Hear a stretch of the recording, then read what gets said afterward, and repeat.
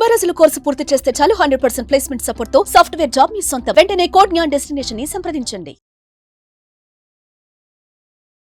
Welcome to Sumanti. నేను మీ సుమంటి వినాగ్. వైదిక ఆస్ట్రాలజీ ప్రకారం కనుక మనం చూసుకుంటే కర్మ సిద్ధాంతం ఎన్ని రకాలుగా ఉంటుంది, తులారాశి వారికి ఎస్పెషల్లీ విమెన్కి ఏ విధంగా ఉండే అవకాశం ఉంటుంది, అండ్ ప్రస్తుతానికి వారు ఏ కర్మ అనుభవిస్తున్నారు అనేది వేదిక ఆస్ట్రాలజీ దానికి ఏం చెప్పబడింది అనేది ఈరోజు మనతో పాటు ఉమా గారు ఉన్నారు, వేదిక ఆస్ట్రాలజర్. అది వారి మాటలు తెలుసుకుందాం. Hello sir. హలో నాగరాజ్ గారు. సార్, కర్మ సిద్ధాంతం అనేది వేదిక ఆస్ట్రాలజీ ప్రకారం ఎన్ని రకాలుగా ఉంటుంది, ఎస్పెషల్లీ తులారాశి వారికి ఏ విధంగా ఉంటుంది? ముఖ్యంగా మనకి కర్మ అనేటువంటిది 3 రకాలుగా విభజించబడిందండి. వీటిని సంచిత కర్మ, ప్రారబ్ధ కర్మ, ఆగామి కర్మ అంటారు. ఈ 3 కర్మల గురించి ఖచ్చితంగా ప్రతి ఒక్కరికి అవగాహన ఉండాలి. ముందుగా సంచిత కర్మ అంటే నాగరాజు గారు, నేను ఈ జన్మలో కానీ లేదా ఎప్పుడైతే నా ఆత్మ ప్రారంభమైందో ఈ దేహంలోకి, లేదా ఎన్నో జన్మల నుంచి నా ఆత్మ ట్రావెల్ అవుతూ వస్తుందో ఆ జన్మలకి మూలమైనటువంటి స్థితి ఎప్పుడైతే ఉందో అప్పుడు ఆత్మ ప్రారంభ దశ నుంచి నేను చేసిన పాపాలు, కర్మలు అన్నిటినీ కూడా ఈ యొక్క జన్మలో అనుభవిస్తూ ఉంటే దాన్ని సంచిత కర్మ అంటారు. అంటే ఆ జన్మల యొక్క పాపం అంతా కూడా ఈ జన్మలో అనుభవించవండి.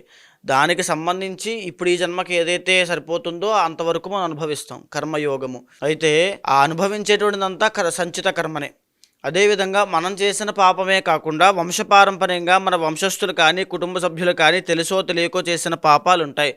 ఉదాహరణకి మనం వేదిక ఆస్ట్రాలజీలో కాలసర్పదోషాన్ని తీసుకున్నామంటే మనం చెబుతూ ఉంటామండి, ఏంటంటే ఇది మీకు మాత్రమే వచ్చినటువంటి దోషం కాదమ్మా, వంశపారంపర్యంగా వచ్చినటువంటి దోషము, మీ 4 ఫాదర్స్ వల్ల కానీ 4 మదర్స్ వల్ల కానీ వచ్చినటువంటి దోషం ఇది, కావాలంటే చూడండి అని చెప్పి వాళ్ళ వంశవృక్షాన్ని ఎగ్జాంపుల్గా తీసుకుని వాళ్ళ వంశవృక్షంలోనే ఏ జాతకాలు ఎఫెక్ట్ అయిందో కూడా మనం డీటెయిల్గా చెప్పొచ్చు. అది కాలసర్పదోషము సంచిత కర్మ వల్ల వస్తుంది. అంటే అక్కడి నుంచి వచ్చేటువంటి కర్మ, దాని సంచిత కర్మ, అది ఖచ్చితంగా ప్రతి ఒక్కరు అనుభవించాల్సిందే, మీరైనా నేనైనా ఎవరైనా సరే. ఇక రెండవది ప్రారబ్ధ కర్మ అని ఉంటుంది నాగరాజు గారు. అంటే ఏదైతే ఈ దేహము ప్రారంభమైన తర్వాత ఈ జీవుడు ఈ దేహము కలిపి నేను ఈ జన్మలో చేసినటువంటి పాపము లేదా కర్మ, దానికి ఫలితము ఈ జన్మలోనే అనుభవిస్తాము.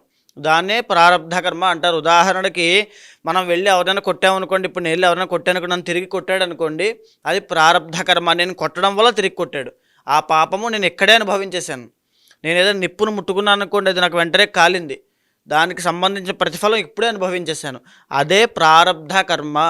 అదేవిధంగా మూడవది ఆగామి కర్మ అని ఉంటుంది నాగరాజు గారు. ఆగామి కర్మ అంటే ఏదైతే ఇప్పుడు నేను పనులు చేస్తున్నానో, నాకు ఈ దేహము ఈ జీవుడు ఇచ్చినటువంటి ఇదంతా కూడా ధర్మం వైపు వెళ్లకుండా, ధార్మికంగా వెళ్లకుండా అధర్మ మార్గాన్ని పట్టుకుంటూ, నేను ఎవరు చూడట్లేదు కదా, ఎవరు మనల్ని అడగట్లేదు కదా, నా తప్పులు నేను చేసుకుంటూ వెళ్ళిపోతూ ఉంటే కర్మ అనేటువంటిది ఉంటుంది.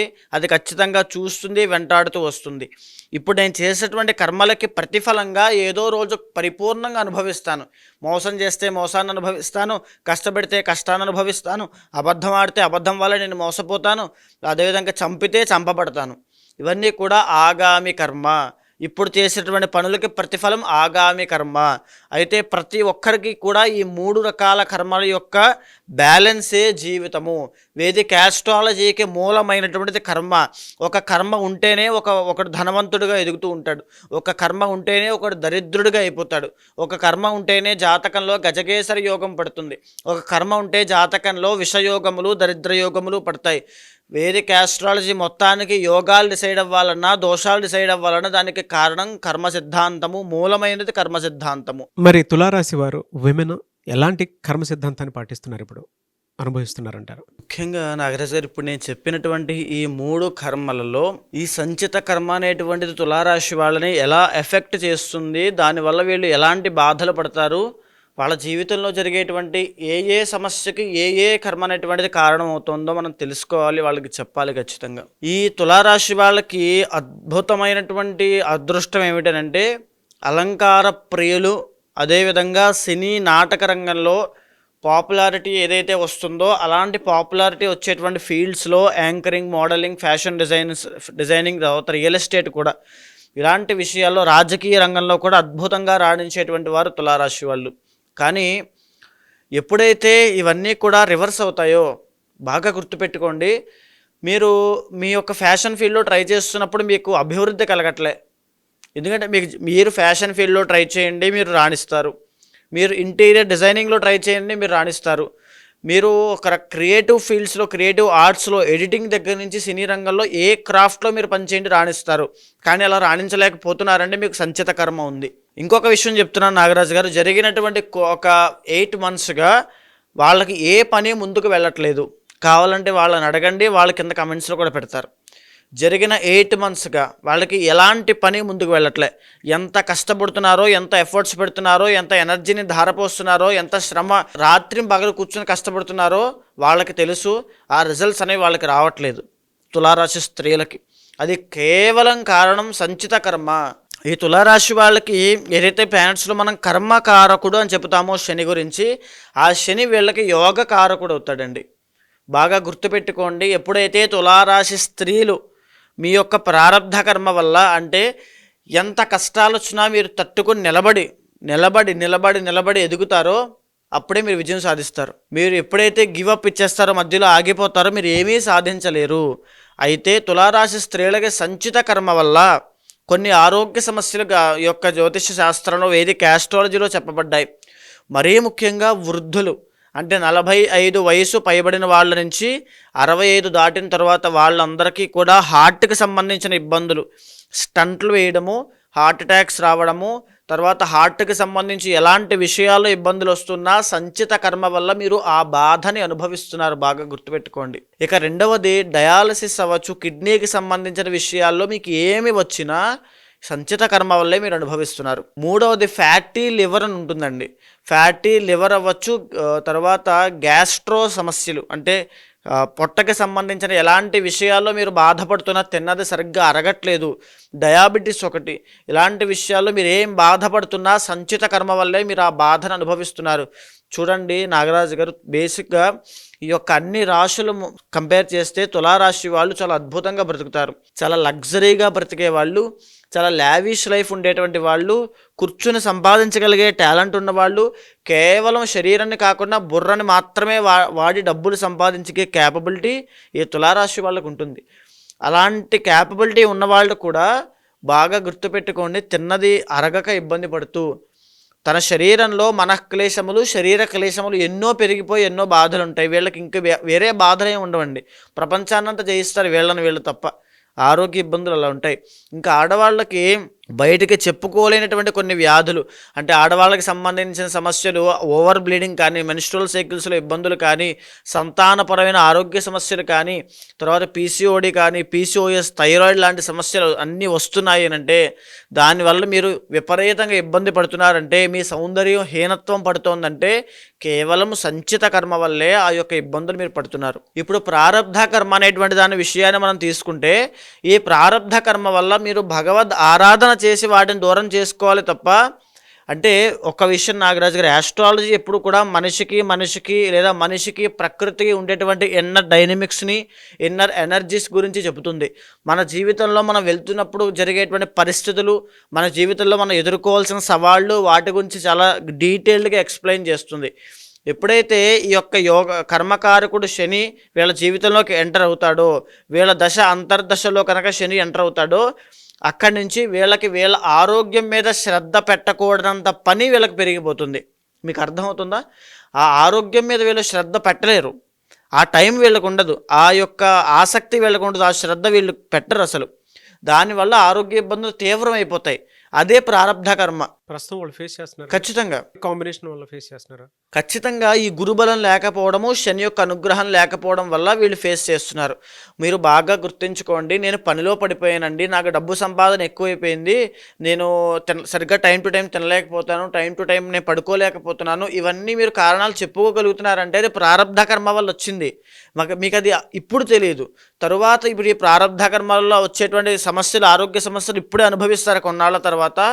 అప్పుడు నేను ఆరోగ్యం పట్ల ఎందుకు అశ్రద్ధ చేశాను అనేటువంటి బాధ మీరు పడుతూ ఉంటారు. ఎలా అండి, ఏ మంత్ నుంచి ఏ మంత్ వరకు ఎలా ఉండే అవకాశం ఉంటుంది వీళ్ళకి? మెయిన్గా ఈ యొక్క తులారాశి వాళ్ళకి జరిగినటువంటి 8 నెలలుగా, అండ్ ఇప్పుడు మొన్న జరిగిన జనవరి మాసము, ఫిబ్రవరి, మార్చి నెలలో కూడా సామాన్యంగానే ఉంటుందండి. ఏం జరుగుతుంది రెగ్యులర్గా వీళ్ళ జీవితంలో అంటే, కష్టపడతారు, ఫలితాలు రావు. ఆరోగ్యం కోసం మీరు ఎంత తపన పడ్డ ఆరోగ్యం సరిగ్గా ఉండదు. కేవలం 1-2 ప్లానెట్స్ మాత్రమే మీకు ఫిబ్రవరి, మార్చిలో అనుకూలిస్తున్నాయి. మనం జరిగినటువంటి మాస వార ఫలితాల్లో కూడా మనం చెప్పుకున్నామండి. ఏమాత్రమూ వీళ్ళకి ఆ ప్లానెట్స్ అనుకూలించట్లేదు తులారాశి వాళ్ళు. కానీ అధైర్యపడద్దు. మీ జాతకానికి అద్భుతమైన రాజయోగము మే 15వ తారీఖు తరువాత పట్టబోతోంది. ఈ మే 15వ తారీఖు తరువాత డబ్బు పరంగా మీరు విపరీతమైన గ్రోత్ని చూస్తారు. మీరు కనుక కళా సినీ రంగంలో ఉన్న వాళ్ళైతే తప్పకుండా ఒక పాపులారిటీని, ఒక ఫేమ్ని చూస్తారు. అదేవిధంగా ఒక సక్సెస్ని చూస్తారు జీవితంలో. సంతానం కోసం ప్రయత్నం చేస్తున్న వాళ్ళకి పుత్ర సంతాన భాగ్యం కలుగుతుంది. వివాహం కోసం ప్రయత్నం చేస్తున్న వాళ్ళకి వివాహ యోగం పడుతుంది. కానీ ఆరోగ్యం మాత్రం క్షీణిస్తుంది. ఓకే, ఇది సంచిత కర్మ. మే తర్వాత మే 15వ తారీఖు నుంచి అక్టోబర్ లోపు వీళ్ళ జీవితంలో ఒక అద్భుతమైన రాజయోగం అండి. ఇక తిరుగులేదు దానికి. అక్టోబర్ నుంచి ఎలా ఉంటుందండి? అక్టోబర్ తర్వాత నుంచి మళ్ళా సమస్యలు ప్రారంభం అవుతాయి. కాస్త మళ్ళా ఆ డీఫేమ్ అవ్వడం, కష్టపడిన దానికి, అంటే వీళ్ళు ఏదైతే ఈ మే దగ్గర నుంచి అక్టోబర్ దాకా సంపాదించిన డబ్బుల్ని రాంగ్ ఇన్వెస్ట్మెంట్లో పెట్టడం కానీ ఇలాంటివి చేయడం వల్ల అక్టోబర్ తర్వాత నుంచి మళ్ళీ వీళ్ళకి ఇబ్బందులు స్టార్ట్ అవుతాయి. ఓకే, వెరీ కేర్ఫుల్గా ఉండాలి. దీనికి కారణము కర్మ. తులారాశి వాళ్ళకి మీకు ఇబ్బందులు వస్తున్నాయంటే కారణము సంచిత కర్మ. కర్మకారకుడు శని కాబట్టి శనికి సంబంధించి కొన్ని పూజలు ఆచరించండి. ఇంటర్నల్ జాతకంలో ఏదైతే దశ అంతర్దశ నడుస్తున్నాయో, శని యొక్క ప్లేస్మెంట్ ఎక్కడుందో, ఎవరితో కంజంక్ట్ అయి ఉన్నాడో, లేకపోతే ఎన్ని డిగ్రీల్లో ఉన్నాడో, శని యొక్క షడ్బలం ఏమిటో చూసుకుని ఆ శనికి సంబంధించిన పూజలు ఆచరిస్తే కర్మ నుంచి తప్పించుకుంటారు. వీళ్ళకి ఏ వారం కలిసి వచ్చే అవకాశం ఉంటుందన్న? ముఖ్యంగా శుక్రవారం నాడు ఉదయము మహాలక్ష్మి ఆరాధన వీళ్ళు చేస్తే తులారాశి వాళ్ళకి అద్భుతమైన యోగం కలిసి వస్తుంది. Thank you so much Uma గారు. థ్యాంక్ యూ అండి. మీరు ఇప్పుడే అన్నారు యజ్ఞాలు, యాగాలు, హోమాలు లాంటి లేదంటే పూజలు చేస్తే కర్మ నాశనం అవుతుంది అని. అండ్ ఇందాక ఒక మాట కూడా అంటం జరిగింది, కర్మను అనుభవిస్తేనే పోతుంది అని. అవునండి, అనుభవిస్తేనే పోతుంది అని చెప్పేసి అంటూ ఉన్నారు. అంటే పూజలు, యాగాలు చేస్తే నాశనం చేయొచ్చు అని చెప్పి, కర్మను నాశనం చేయొచ్చు అని చెప్పేసి అంటూ ఉన్నారు. ఎలా అది? ఇక్కడ ముఖ్యంగా నాగరాజు గారు చాలామందికి ఉన్నటువంటి సందేహమే ఇది. అంటే కర్మ అనేటువంటిది అనుభవిస్తేనే పోతుంది కదా, మన కర్మ మనం అనుభవించాలి కానీ పూజలు చేస్తే ఎందుకు పోతుంది అని చాలామంది అనుకుంటూ ఉంటారు. ఉదాహరణకి ఒక మార్కండేయుడు అనేటువంటి ఒక మహాశివభక్తుడు, ఆయనకి 8 సంవత్సరాల వయసు ఉంది. ఆయన శివుడికి విపరీతమైనటువంటి ఆరాధన అంటే అభిషేకం చేస్తూ స్వామి యొక్క తపస్సులో, స్వామి యొక్క భక్తిలో ములిగి ఉన్నప్పుడు ఆయన యొక్క ఆయుష్ అనేటువంటిది కంప్లీట్ అయిపోయింది. యమధర్మరాజు అంటే ప్రాణం తీసేటువంటి యమధర్మరాజు యమపాశంతో సహా వచ్చి, నాయన మార్కండేయ బయటికి రా, నీ ఆయుష్ పూర్తయిపోయింది, నీ ప్రాణం తీసుకెళ్లేటువంటి సమయం ఆసన్నమైంది, నువ్వు బయటికి రా అని పిలిస్తే, నేను రాను, నా పూజ శివ పూజ అయ్యేంత వరకు నేను బయటికి రాను అంటాడు. ఓకే, శివ పూజ ఎప్పుడు అవుతుంది అని యమధర్మరాజు అడిగితే, నా తల్లిదండ్రులు ముక్తికి వెళ్ళేంత వరకు కూడా నా శివ పూజ అవ్వదు అని చెప్తాడు. అయితే ఇలాంటి ఆటలన్నీ సాగవు, నీ ఆయుష్ కంప్లీట్ అయిపోయింది, నువ్వు శివుడి దగ్గర ఉంటే ఏంటి, ఎవరి దగ్గర ఉంటే ఏంటి అని చెప్పి ఆ యమపాశాన్ని విసురుతాడు. అప్పుడు మార్కండేయుడు భక్తితో శివుణ్ణి ఆలింగనం చేసుకుని చంద్రశేఖర చంద్రశేఖర చంద్రశేఖర పాహిమామని చంద్రశేఖరాష్టకం పాడితే, శివుడు శివలింగంలోంచి ఉద్భవించి ఎడంకాలతో యమధర్మరాజుని గుండెల మీద ఒక్క తన్నుతాడు. నా భక్తుణ్ణి నువ్వెవడరా ముట్టుకోవడానికని అని తన్ని ఆ మార్కండేయును చిరంజీవిగా చేస్తాడు. ఈ సృష్టి ఉన్నంత కాలము నువ్వు బ్రతికే ఉంటావు, నిన్ను ఆపేవాళ్ళు లేడని. ఇక్కడ ఈ కథలో కనిపించేటువంటి మార్కండేయుడు జీవుడు, వచ్చినటువంటి యమధర్మరాజు కర్మ, వచ్చినటువంటి శివుడే మన భక్తి, మనం చేసేటువంటి పూజ. అంటే ఈ మార్కండేయుడికి ఏదైతే తన సంచిత పాపకర్మ వల్ల ఆయుష్ అయిపోయిందో, ఆ కర్మ వల్లనే ఆయుష్ తీయడానికి యమధర్మరాజు వచ్చాడు.